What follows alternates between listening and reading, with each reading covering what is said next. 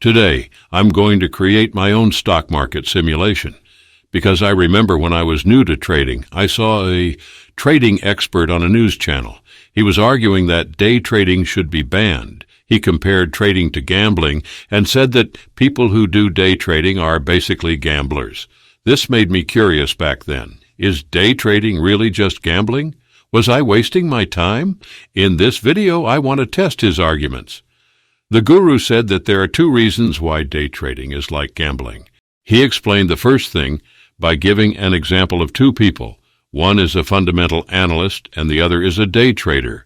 A fundamental analyst researches companies and makes decisions based on that information. They look at what the company does, what it will do in the future, how much money it makes, and what its previous earnings were. On the other hand, a day trader puts their favorite indicator on the chart and uses that to make decisions. If there is a crossover on the chart, they make a trade. The trading expert on the news channel argued that this doesn't make sense and is nothing more than gambling.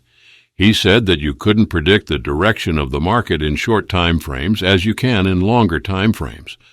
For example, if a company is doing well and making progress, its stock price will go up. If you do good fundamental analysis and think that the company will continue to do well based on its data, like if it's releasing a new product that will be popular, then you can predict that its stock price will go up. A company's progress is a key factor in driving its stock price upwards. Through fundamental analysis, which relies on long-term information, there is a strong likelihood that the stock price will increase as the company performs well. Many day traders, on the other hand, don't pay attention to this information. They don't care about what the company does or how it's doing. It's like gambling in a casino, the news trading guru said. You place a bet, and if you're lucky, you win. If not, you lose. The second main reason why the guru said day trading was gambling was this. There are many different types of people who participate in the stock market. Some trade in longer time frames, while others trade in shorter time frames. Some do swing trading, and some do day trading. Some people invest for a long time, while others exit their positions quickly. Some people use algorithms to trade, while others trade based on their emotions. All these different types of people executing different trading techniques at the same time in the market create what's called market noise. People who trade in longer time frames don't pay attention to what's happening in shorter time frames. They don't care if the market is going up or down in the short term. They make their decision based on their own time frame. Investors also don't pay much attention to technical analysis. If there is a technical pattern that suggests they should sell, they might not care if they are looking to buy for the longer term. This difference in thinking between technical traders and fundamental traders also creates market noise. Market noise is also known as randomness. It is more visible in shorter time frames. This is what the trading expert on the news channel said was making day trading just like gambling. But is he right? To test the trading expert's ideas, I created my own stock market simulation. We should be able to create random noise in the stock market and see what it looks like. If the random noise looks like a good trend or a technical pattern in shorter time frames, then I'm afraid we can say that a technical trader might place trades based on those patterns. If that's the case, then the trading expert might be right. But let's see what it looks like in reality. I wrote a code in Python to do this. The code has two parts. One part simulates different types of people executing different trading techniques on different time frames at the same time in the market. Basically, creating randomness or market noise, and the other part shows it in different time frames, like stock market prices. I simulated 1440 random noise candles to create an entire day's worth of price movement. This means we can look at time frames from 1 minute to 1 day using this Python script. Can we see a trend or pattern in shorter time frames? So let's run the code and see what happens. The charts have opened, and this is the chart for 1 day. The candles opened at 100, and the highest price was 132, while the lowest price was 87. It finally closed at 130. After opening, the price moved up and down before finally closing at the top. This is a bullish candle for 1 day. Now let's see what this randomness looks like in a 4-hour time frame. We can see that the price went down, then up again. Interestingly, this looks like a strong bullish move, But this is all just randomness. In the 2-hour time frame, we can see that the price went up, then down, then up and down and up again. There isn't a clear pattern yet. We can see a bullish engulfing candle being formed, and then the price went up. Some people might say that the bullish engulfing candle pattern worked because the price went up after it formed. But since we know that this is just randomness, it doesn't really mean anything. If someone had made a trade based on this pattern, they would have been gambling. But this is just a small example from the 2-hour time frame. Let's look at shorter time frames to see if we can find more patterns. In the 1-hour time frame, we can see that there are 3 candlestick patterns formed, similar to a buy entry signal we see in many candlestick guides. There is an engulfing pattern and something that looks like a doji. The price went down strongly, then slowed down, formed a doji, and then gave a bullish entry sign. If you had made a trade after this bullish engulfing pattern and placed a stop loss under the entry candle, you could have made a good profit. But again, this is just randomness, similar to the real market noise day traders encounter every day. In the 30-minute time frame, we can see something that looks like an uptrend.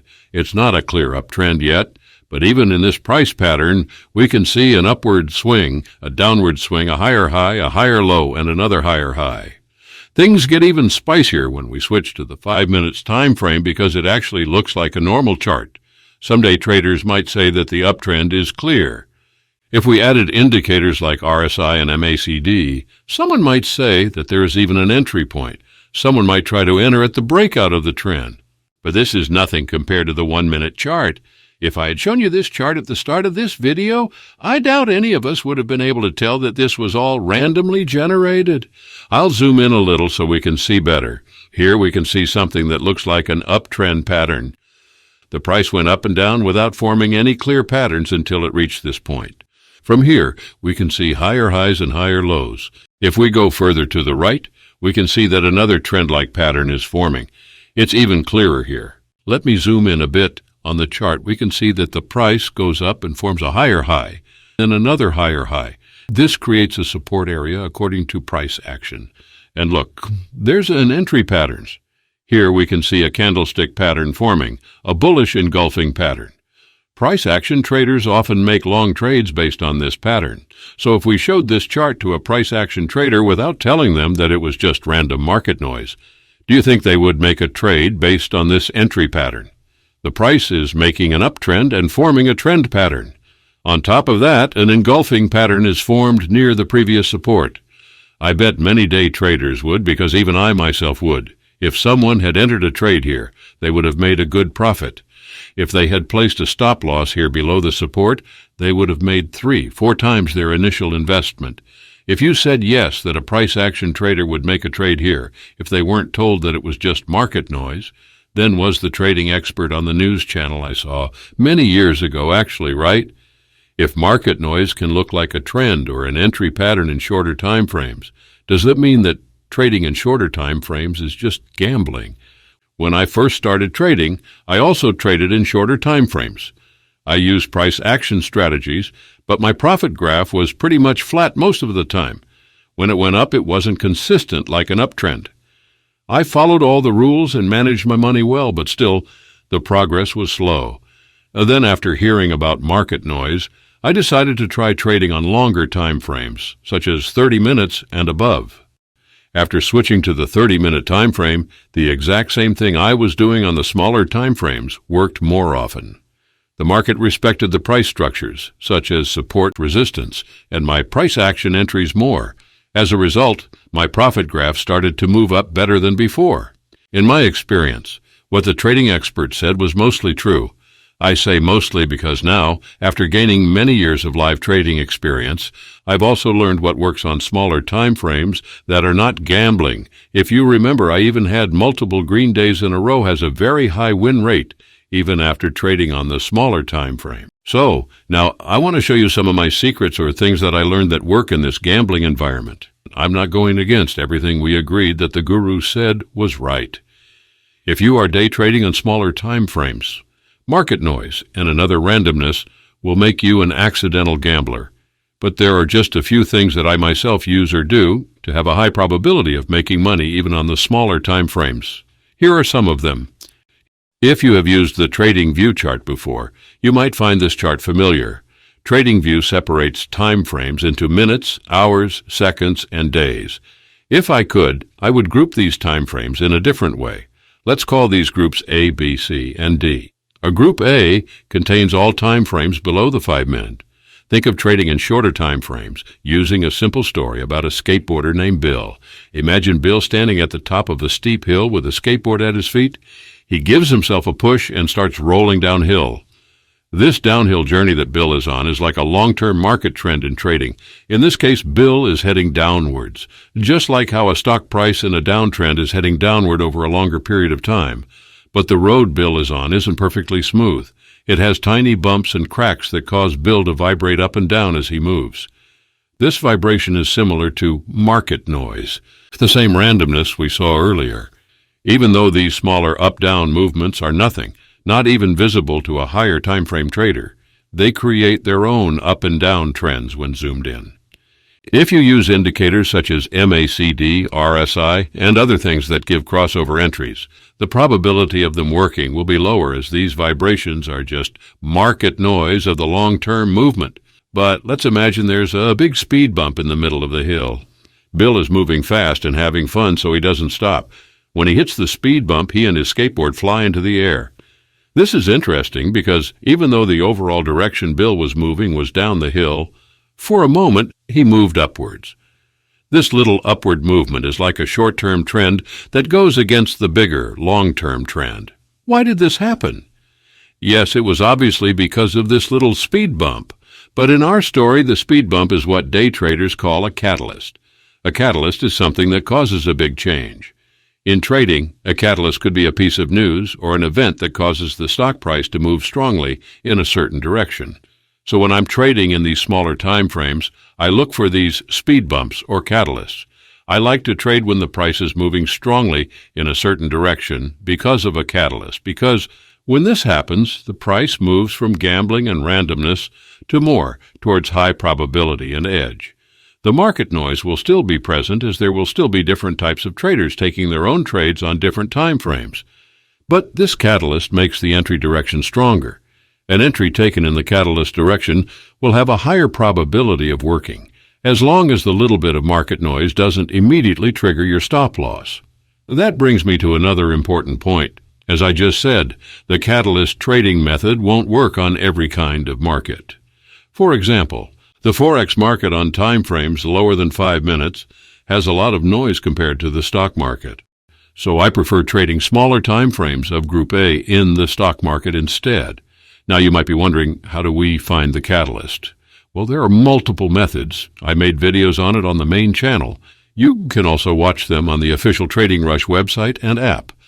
Another important thing to note is that in time frames below 5 minutes, sudden moves are more common, which results in indicator data becoming less reliable. If you use a crossover entry with RSI, MACD, etc., the indicator can give you a late or early entry. So on smaller time frames of Group A, I prefer using indicators only to analyze things such as trends and momentum. As for entry, I take them using other things that are not lagging, such as candlestick patterns. The B group is for time frames from 5 minutes to below 30 minutes. Imagine that our little Bill has upgraded his skateboard with larger tires. Now when he rides down the hill, the vibrations of the road are felt less. Similarly, when you move to Group B time frames, the market noise is reduced. Don't get me wrong.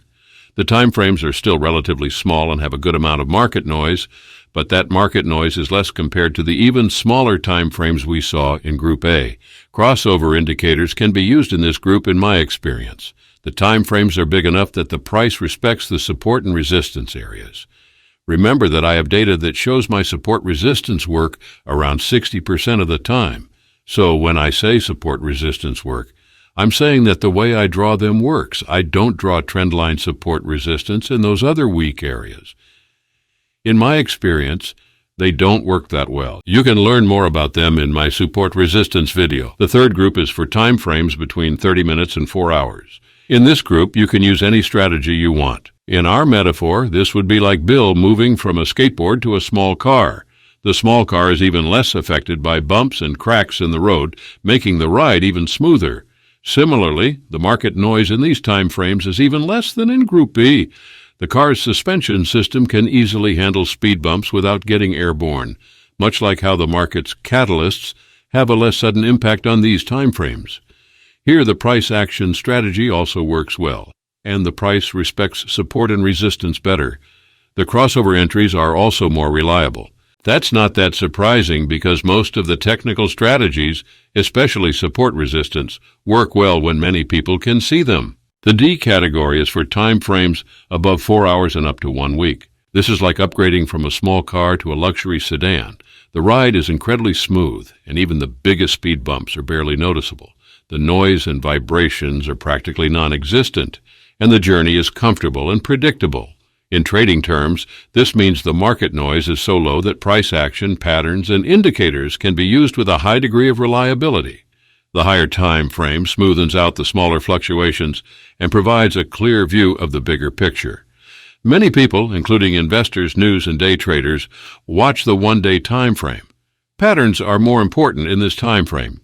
I'm not including the monthly time frame in any group because that time frame is too big for technical entry, in my experience.